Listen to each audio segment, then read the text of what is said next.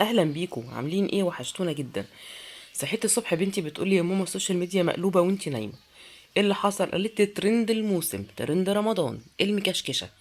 ايدك بقى على 500 جنيه لما انزل اجيبها. قلت لها مكشكشه ايه و500 ايه اللي بتتكلمي فيهم دول؟ قالت لي ده ترند رمضان. قلت لها بس ليه 500؟ ومين قليل الادب كشكشها اصلا عشان تبقى ب 500؟ وسعي لي كده وانا هضحي ب 30 جنيه بحالها واعملها لكم.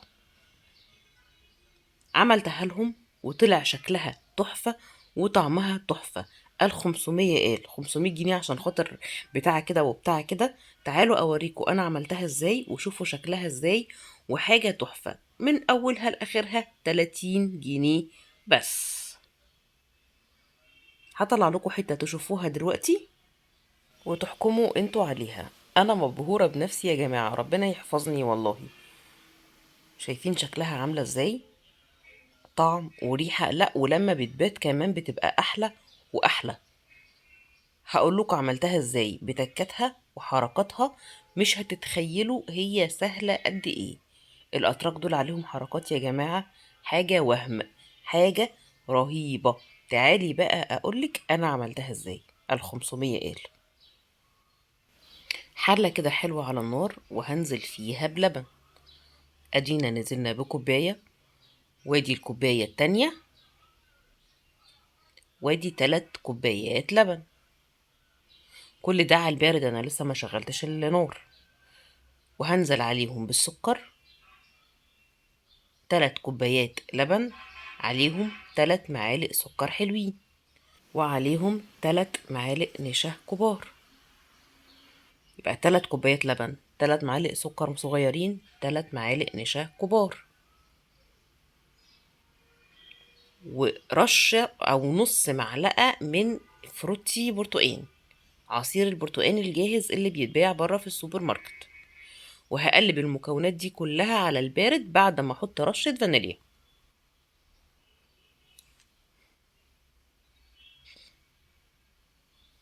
شايفين اداني اللون المميز ده ازاي؟ دي الحشوة اللي هحشي بيها المكشكشة بتاعة ترند الموسم.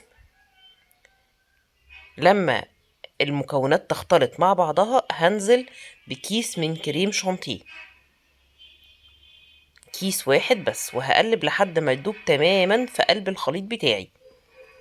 ولما يدوب هبتدي بقى اولع على النار وتكون نار هادية خالص، واستمر في التقليب لحد ما القوام يتقل معايا. شايفين شكلها عامل ازاي؟ لونها مميز وريحتها مميزة، وهتاخد معانا الطعم في حتة تانية خالص.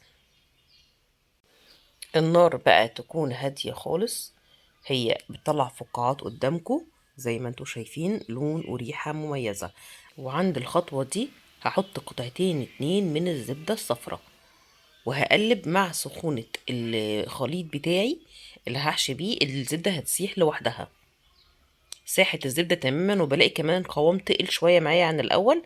عند الخطوة دي بقى هطفي عليها واجيب كيس بلاستيك واغطي الوش عشان الوش ما يشققش معايا على ما اجهز باقي المكونات. نجهز بقى الصينية بتاعتنا اللي هنشكل فيها المكشكشة. معلقتين سمنة حلوين كده، ونبتدي نوزعهم بالفرشة في الصينية كويس قوي. والمكشكشة من الوصفات اللي بتحب سمنة كتير وشربات كتير. هوزع السمنة بالمعلقة بالفرشة عفوا كويس قوي. وبعدين هبتدي اجهز طبقات الجلاش. لفة جلاش وابتدي افرش كده ورقة بورقة تحت زي ما انتوا شايفين. وما بين كل ورقة وورقة لازم هدهن سمنة، عشان زي ما قلت لكم هي بتحب السمنة الكتير. واكون مغطية بقية الجلاش بالفوطة زي ما انتوا شايفين عشان ما تكسرش معايا.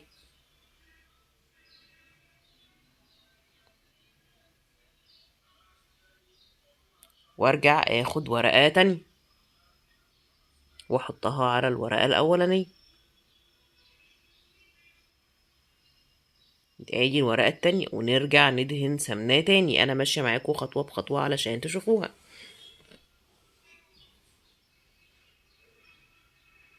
دبدوب بيسلم عليكم، بنتي صممت انها تصور رجلي، مش فاهمة ايه الحكمة يعني.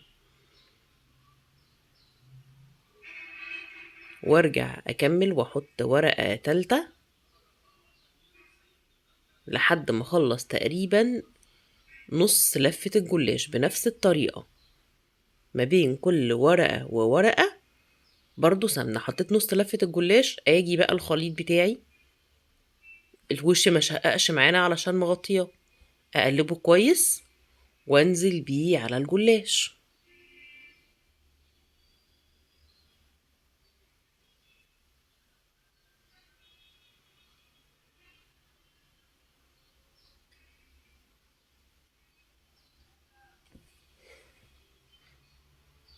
واوزعه كويس جدا جدا جدا في الصينية.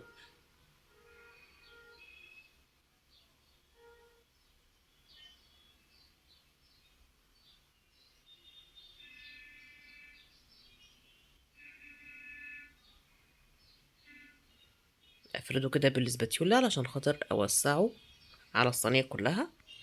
هحط الصينية بالعرض بقى، ونيجي لأهم حتة في الفيديو بتاعنا النهاردة. لفة ورقة جلاش واحدة بس، وهبتدي أمسكها من الأطراف والمها بأطراف صوابع التانية على بعضها زي ما انتوا شايفين. شفتوا بقى سهلة ازاي؟ ولا ندفع 500 ولا حتى 100 ونعملها في البيت. ونحط أول صف، واجي على الصف التاني.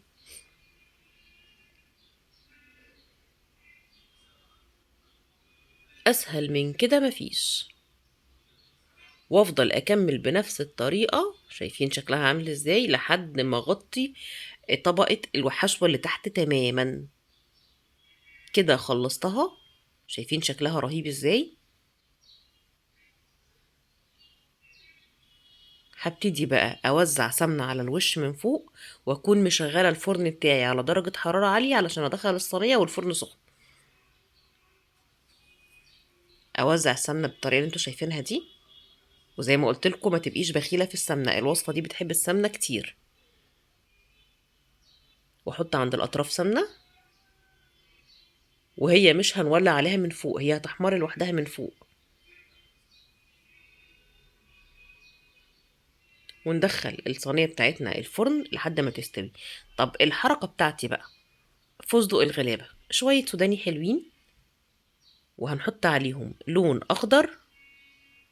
ب5 جنيه لون أخضر من عند العطار، هتحطي رشة صغيرة خالص على شوية سوداني صغيرين، وتقلبيهم مع بعض.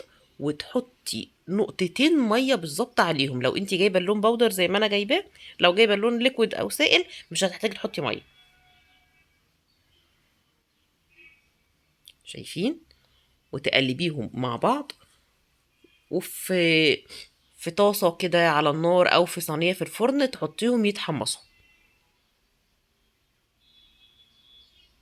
اتحمصوا حطيتهم بقى في الخلاط بتاعي في الكبة او المطحنة، وضربتهم. عملنا ايه؟ عملنا فستق كداب، فستق الغلابة. مش بقول لكم مش اكتر من 30 جنيه بس يا جماعة. عشان رشة فستق قد كده اروح ادفع لي 500 جنيه. شايفين شكله عامل ازاي؟ زيه زي الفستق بتاع بره بالظبط. خرجنا الصينية بتاعتنا من الفرن، شكلها رهيب زي ما انتوا شايفين. حطيتها طبعا على المفرش السيليكون عشان ما تحرقش المفرش اللي تحتها. وده الشربات اللي عملته معاكم كذا مرة قبل كده. كوبايتين سكر قدامهم كوبايتين مية ورشة ليمون ورشة فانيليا. وهبتدي اسقيها. السيرب بتاعي تقيل شوية، الشربات بتاعي تقيل شوية زي ما انتوا شايفين. هسقيها بالشكل اللي انتوا شايفينه، سقيتها تماما، خدت اللمعة المميزة دي. هرش بقى عليها شوية فستق كداب اللي انا عاملاه،